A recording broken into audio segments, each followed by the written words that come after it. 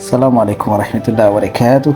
Akkam jirtu hordoftoonni koo bakka jirtanitti nageenya isiniif haa baay'atu. Akkam jirtu amantaa bira maarree dhufnee jirra ajumaan jirra jechuudha. Turtii waggaa lamaatiin booda gara ajumaan deebinee jirra alhamdulillah. Har'a gahuu waan guddaadha.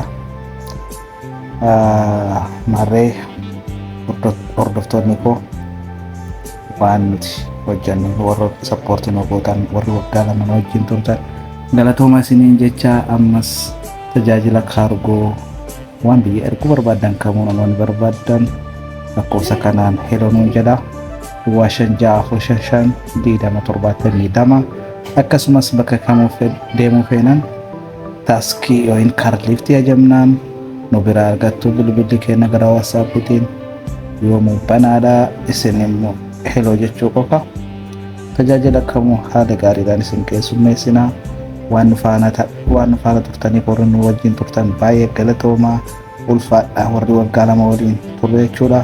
Akkasumas maamila haaraas haala gaariin simannaa nuuf jiraadha isiniin jennaa. Viidiyoo keenyallee laayik sheer koppiliitti nu gochuu hin dagatinaa.